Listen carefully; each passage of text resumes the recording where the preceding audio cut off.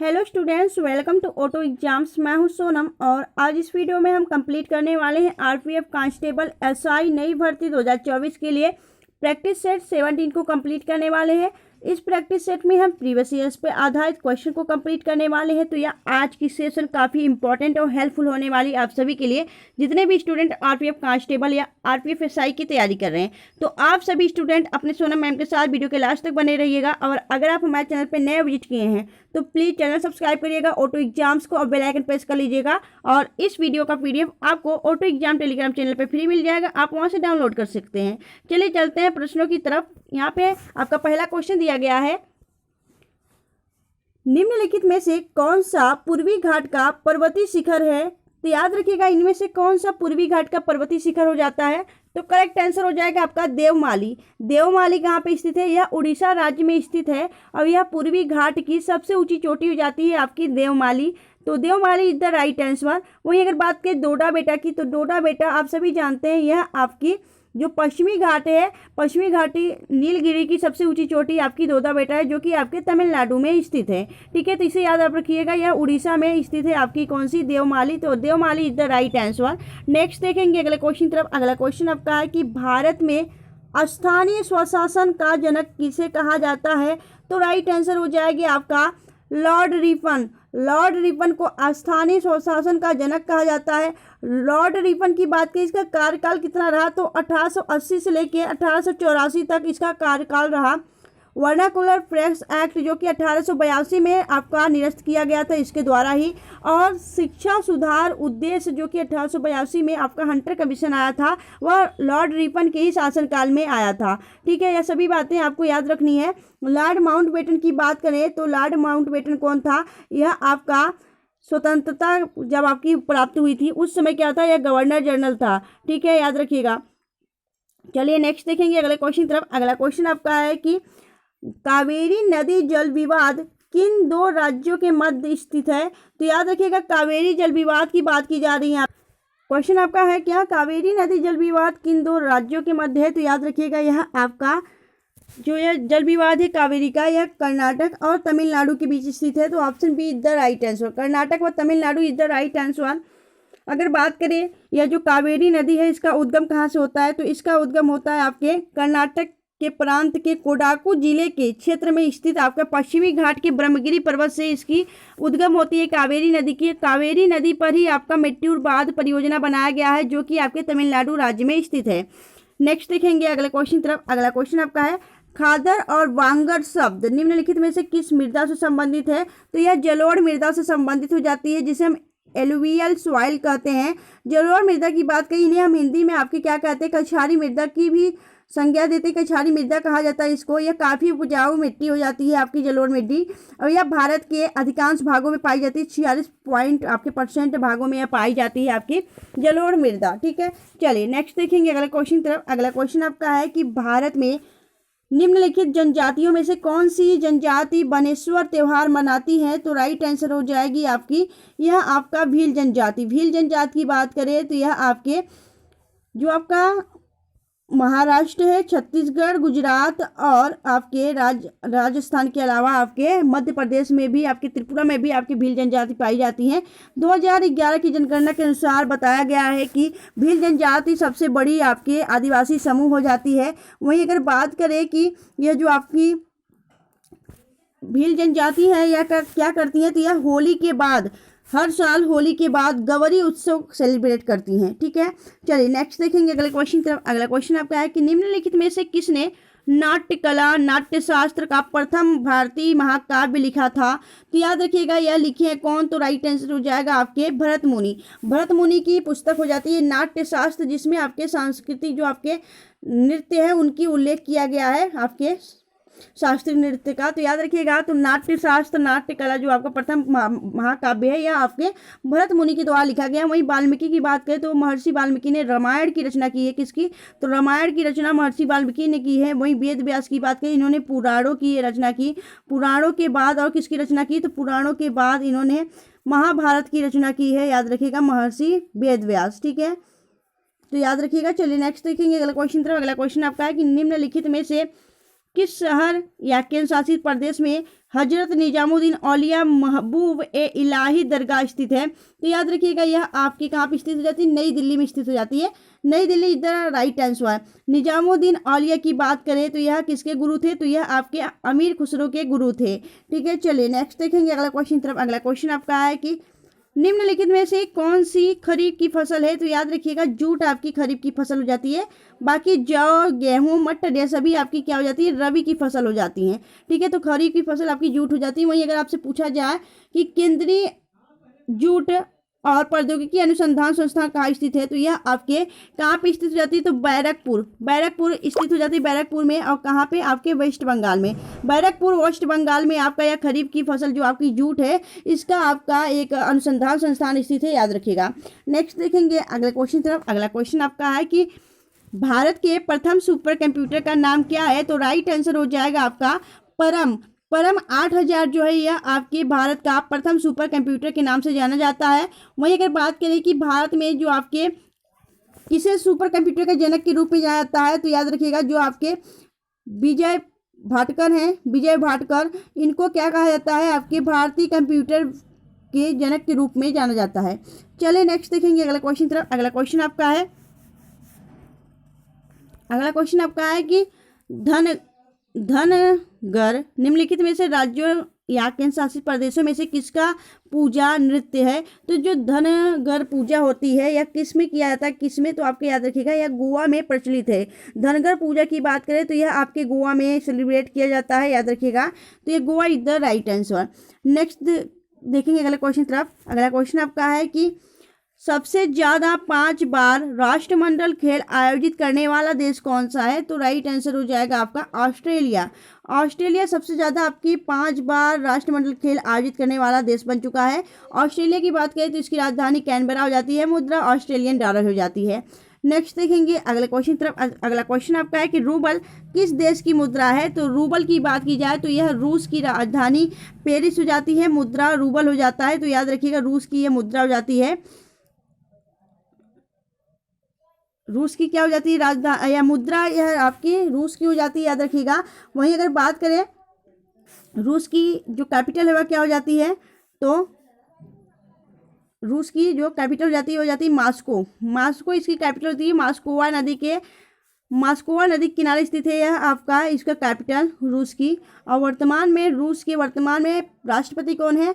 तो Vladimir Putin वर्तमान में रूस के प्राइम मिनिस्टर आपके राष्ट्रपति हो जाते हैं। ठीक है, प्रेसिडेंट हो जाते हैं। चलिए नेक्स्ट देखेंगे अगले क्वेश्चन तरफ। अगला क्वेश्चन आपका है कि वास्तुकला के बेहतरीन उदाहरणों में से एक आजमेर का किला निम्नलिखित में से किस राज्य में स्थित है? तो आजमेर का जो किला है यह आपके राजस्थान में स्थित है। तो राइट आंसर हो जाएगा आपका राजस्थान। ठीक है, चलिए नेक्स्ट देखेंगे अगले क्वेश्चन तरफ। अगला क्वेश्चन आपका है कि निम्नलिखित में से किस राज्य में सिंचाई और बिजली उत्पादन से संबंधित शारदा नहर स्थित है? तो शारदा नहर की बात करें यह सबसे आपकी लंबी नहर हो जाती है। सबसे लंबी नहर आपकी शारदा नहर उत्तर प्रदेश में स्थित है। तो Uttar Pradesh is the right answer. वर्तमान में उत्तर प्रदेश के मुख्यमंत्री कौन है? तो आपके योगी आदित्यनाथ जी वर्तमान में मुख्यमंत्री हैं उत्तर प्रदेश की, और आनंदीबेन पटेल गवर्नर हैं उत्तर प्रदेश की। ठीक है, चलिए नेक्स्ट देखेंगे अगले क्वेश्चन तरफ। अगला क्वेश्चन आपका है कि निम्न में से कौन सा ऐसा राज्य या केंद्र शासित प्रदेश है जिसमें ओसुडू झील पक्षी अभ्यारण्य का एक हिस्सा स्थित है? तो आपका राइट आंसर हो जाएगा पादुचेरी में स्थित है आपका ओसुडू झील पक्षी अभ्यारण्य। ठीक है, याद रखिएगा। नेक्स्ट देखेंगे अगला क्वेश्चन आपका है कि निम्नलिखित में से कौन सा प्राधिकरण भारत सरकार के प्रशासन के लिए उत्तरदायी है? तो मंत्रिमंडल का सचिवालय जो है, मंत्रिमंडल सचिवालय आपका यह जिम्मेदार है, आपके प्रशासन के उत्तरदायी है। ठीक है, चलिए नेक्स्ट देखेंगे अगला क्वेश्चन तरफ। अगला क्वेश्चन आपका है कि ऐतिहासिक सीढ़ीदार कुआं बावली अग्रसेन की बावली कहाँ स्थित है? तो दोस्तों जो आपकी अग्रसेन की बावली है यह चंडीगढ़ में यहाँ पे दिल्ली में स्थित है। तो दिल्ली आपका राइट आंसर हो जाएगा। अग्रसेन की जो बावली है यह नई दिल्ली के जो ग्रेटर नोएडा स्थान है वहाँ पे स्थित हो जाती है आपकी यह आपका बावली, सीढ़ीदार बावली है, याद रखिएगा। नेक्स्ट देखेंगे अगला क्वेश्चन तरफ। अगला क्वेश्चन आपका है कि 1991 में शुरू किया गया व्यास सम्मान डैश में उत्कृष्ट साहित्यिक कार्य के लिए प्रदान किया जाता है। तो याद रखिए जो 91 में शुरू किया गया था आपके व्यास सम्मान, वह किसके उत्कृष्ट साहित्य कार्य के लिए प्रदान किया जाता है? तो याद रखिएगा यह आपके हिंदी के उत्कृष्ट कार्य यानी उत्कृष्ट साहित्य कार्य के लिए दिया जाता है। हिंदी आपका यहाँ पर होना चाहिए, Hindi is the right answer. Next देखेंगे अगला क्वेश्चन तरफ। अगला क्वेश्चन आपका है कि निम्नलिखित में से कौन सा युग में सही नहीं है? तो कौन सा युग में सही नहीं है? तो याद रखिएगा आपका भीमबेटका छत्तीसगढ़ में है, हम्पी कर्नाटक में है, फतेहपुर सीकरी उत्तर प्रदेश में है, कोणार्क सूर्य मंदिर। तो आपका राइट आंसर हो जाएगा ऑप्शन ए, भीमबेटका छत्तीसगढ़ में नहीं है। भीमबेटका कहाँ है? आपके मध्य प्रदेश में। तो यह आपका सही नहीं है, option A is the right answer. Next देखेंगे अगला क्वेश्चन आपका है कि निम्नलिखित में से कौन सी घटना 1905 के स्वदेशी आंदोलन के महत्वपूर्ण वजह थी? तो याद रखिएगा बंगाल विभाजन या स्वदेशी आंदोलन की महत्वपूर्ण वजह रही है, जो कि 1905 में आपके बंगाल विभाजन किया गया था। नेक्स्ट देखेंगे अगला क्वेश्चन आपका है गुप्त वंश के संस्थापक कौन थे? तो श्री गुप्त वंश के संस्थापक थे। वहीं अगर बात करें गुप्त वंश का ही एक शासक जिसका नाम क्या था? कुमारगुप्त। तो कुमारगुप्त जो था आपका कुमारगुप्त प्रथम, इसने किसका निर्माण करवाया था? तो कुमारगुप्त प्रथम ने आपके बिहार में स्थित नालंदा विश्वविद्यालय का निर्माण करवाया था। और नष्ट किसने किया था? तो नष्ट बख्तियार खिलजी ने किया था, जो कि तुर्की शासक था। ठीक है, चलिए आगे देखेंगे नेक्स्ट क्वेश्चन तरफ। अगला क्वेश्चन आपका है नई दिल्ली में राष्ट्रमंडल खेल किस वर्ष में आयोजित किए गए थे? तो याद रखिएगा 2010 में आपके जो राष्ट्रमंडल खेल थे वह आपके दिल्ली में आयोजित किए गए थे। नेक्स्ट देखेंगे अगला क्वेश्चन आपका है कि बिग बैंग परिकल्पना किसके द्वारा प्रतिपादित किया गया था? तो जॉर्ज त्रैमेत्र के द्वारा आपकी बिग बैंग परिकल्पना आपका प्रतिपादित किया गया था। नेक्स्ट देखेंगे अगला क्वेश्चन आपका है कि भारत की स्वतंत्रता के समय यूनाइटेड किंगडम की प्रधानमंत्री कौन थी? तो याद रखिएगा भारत की स्वतंत्रता के समय आपसे पूछा जा रहा है, यानी कि 1947 के समय यानी यूनाइटेड किंगडम के प्रधानमंत्री कौन थे? तो राइट आंसर हो जाएगा क्लीमेट एटली, आपका राइट आंसर हो जाएगा ऑप्शन बी। नेक्स्ट देखेंगे अगला क्वेश्चन आपका है कि सृजनी कढ़ाई कार्य डैश राज्य से संबंधित है? तो यह किस राज्य में किया जाता है? तो बिहार राज्य में आपकी सृजनी कढ़ाई कार्य किया जाता है। Bihar is the right answer. Next देखेंगे अगला क्वेश्चन आपका है कि निम्नलिखित में से कौन सी पुस्तक संजय बारू द्वारा लिखी गई है? तो राइट आंसर हो जाएगा आपका the accidental prime minister, option D is the right answer. या संजय बारू के द्वारा लिखी गई पुस्तक हो जाती है। नेक्स्ट देखेंगे अगला क्वेश्चन तरफ। अगला क्वेश्चन आपका है कि प्रोजेक्ट टाइगर की शुरुआत कब की गई थी? तो याद रखिएगा आपका 1973 में आपके प्रोजेक्ट टाइगर की शुरुआत की गई थी। वहीं अगर बात करें कि राष्ट्रीय बाघ दिवस कब मनाया जाता है? अंतर्राष्ट्रीय बाघ दिवस। तो यह 29 जुलाई को आपका मनाया जाता है अंतर्राष्ट्रीय बाघ दिवस, याद रखिएगा। ठीक है, 29 जुलाई को आपका अंतर्राष्ट्रीय बाघ दिवस सेलिब्रेट किया जाता है। नेक्स्ट देखेंगे अगला क्वेश्चन आपका है नील दर्पण पुस्तक के लेखक कौन है? तो नील दर्पण पुस्तक के लेखक हो जाते हैं Dinabandhu Mitra is the right answer. Next देखेंगे अगला क्वेश्चन आपका है कि निम्नलिखित में से कौन सा देश रैमन मैग्सेसे पुरस्कार प्रदान करता है? तो Philippines is the right answer. Philippines के राष्ट्रपति जो कि यहाँ के पूर्व राष्ट्रपति थे, उनकी याद में रैमन मैग्सेसे पुरस्कार प्रदान किया जाता है। तो Philippines is the right answer. वहीं अगर बात करें कि रैमन मैग्सेसे पुरस्कार प्राप्त करने वाले पहले व्यक्ति कौन थे? तो विनोबा भावे थे। ठीक है, विनोबा भावे उनको आपके 1958 में यह पुरस्कार प्रदान किया गया था। तो रैमन मैग्सेसे पुरस्कार प्राप्त करने वाले विनोबा भावे पहले व्यक्ति चुने गए थे। विनोबा भावे ने किसकी शुरुआत की थी? इन्होंने आपके भूमि आंदोलन की शुरुआत की थी, याद रखिएगा। ठीक है, तो करेक्ट आंसर हो जाएगा आपका फिलीपींस। नेक्स्ट देखेंगे अगला क्वेश्चन तरफ। अगला क्वेश्चन आपका है कि निम्नलिखित में से किस राज्य के साथ बिहार की सीमा नहीं लगती है? तो याद रखिएगा बिहार अपनी सीमा किसके साथ नहीं लगाता है? तो करेक्ट आंसर हो जाएगा आपका किसके साथ नहीं लगाता है दोस्तों बिहार अपनी सीमा? ये आपने बताना है। तो राइट आंसर हो जाएगा क्या? राइट आंसर हो जाएगा आपका बिहार अपनी सीमा इनमें से किसके साथ नहीं तो दोस्तों मध्य प्रदेश के साथ अपनी सीमा नहीं लगाता है आपका झारखंड। तो Madhya Pradesh is the right answer.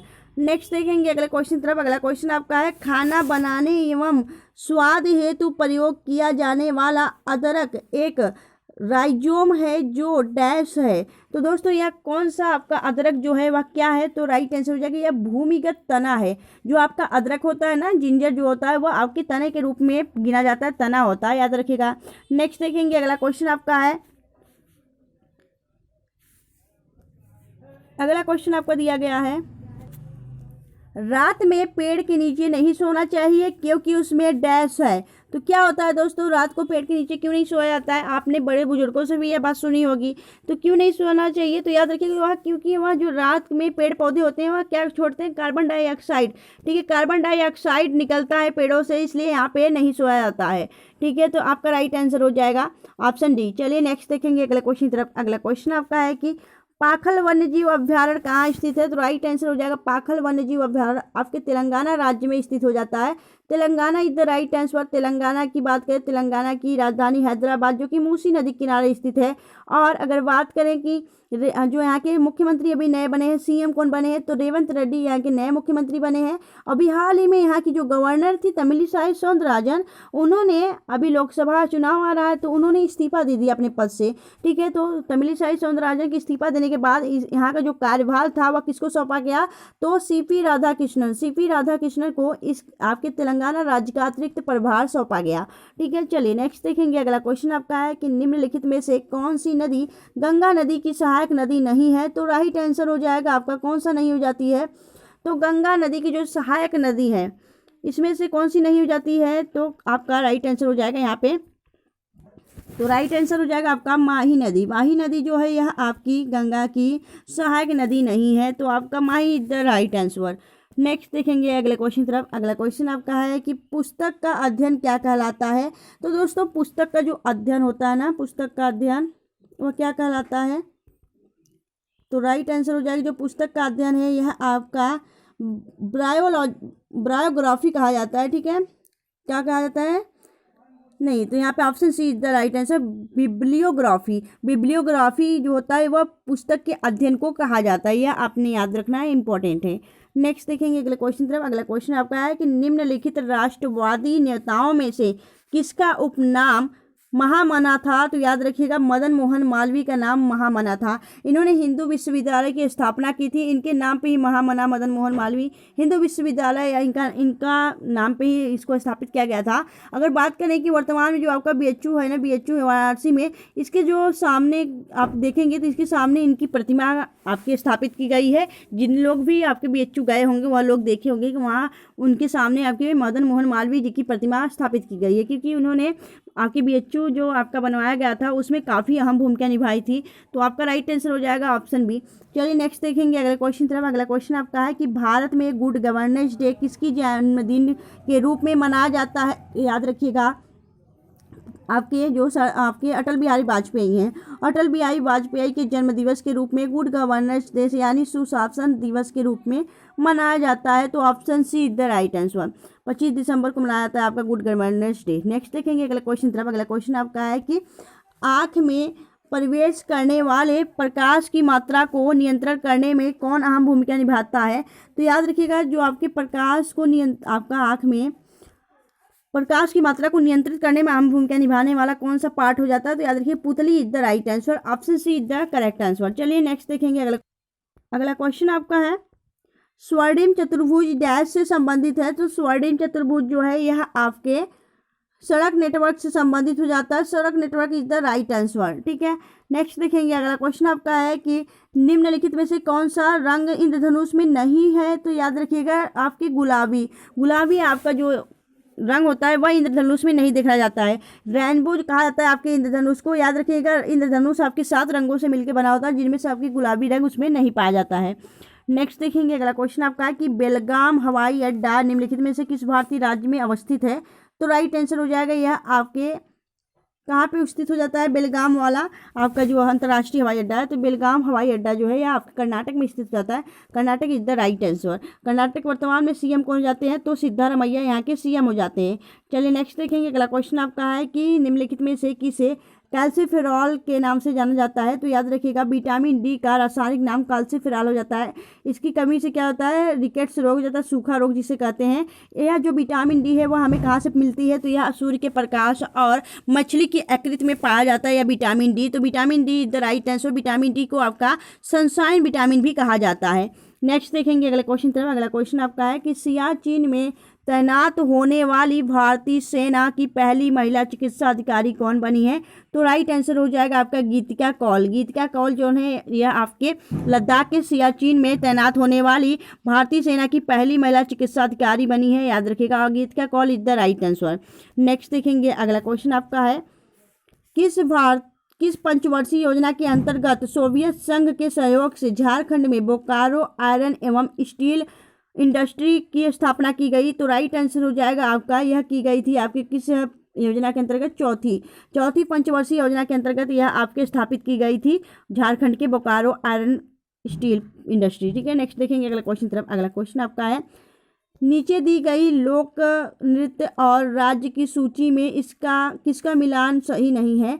तो राइट आंसर हो जाएगा आपका बिहू आंध्र प्रदेश, भांगड़ा पंजाब, डांडिया गुजरात, नौटंकी उत्तर प्रदेश। तो दोस्तों बिहू आपके असम में किया जाता है, आंध्र प्रदेश में नहीं किया जाता, तो इसका मिलान आपका सही नहीं है। Option is the right answer. Next देखेंगे कि बक्सर का युद्ध कब लड़ा गया था? तो बक्सर का युद्ध आपके 1764 में लड़ा गया था, आपका option B is the right answer. Important points देखेंगे, इंपॉर्टेंट पॉइंट्स यह है कि यह किसके बीच लड़ा गया? तो मीर कासिम जो कि बंगाल का प्रशासन था, सिराजुद्दौला अवध के नवाब थे, इन दोनों के बीच, और शाह आलम द्वितीय मुगल सम्राट के खिलाफ अंग्रेजों के बीच यह युद्ध लड़ा गया था। इसमें विजेता टीम कौन सी रही? तो आपकी विजेता रही अंग्रेज। ठीक है, चलिए नेक्स्ट देखेंगे। अगला आपका क्वेश्चन है कि 2011 की जनगणना के अनुसार 2001 से 2011 तक भारत की जनसंख्या में वार्षिक वृद्धि दर कितनी है? तो याद रखिएगा आपके 1.64% यह आपकी वार्षिक वृद्धि दर देखा गया 2001 से लेकर 2011 की जनगणना के बीच तक। नेक्स्ट देखेंगे, अगला क्वेश्चन आपका है कि किस संविधान संशोधन द्वारा गोवा, दमन और दीव को भारतीय संघ में मिलाया गया था? तो याद रखिए यह मिलाया गया था आपके 12वां संविधान संशोधन 1962 के अंतर्गत।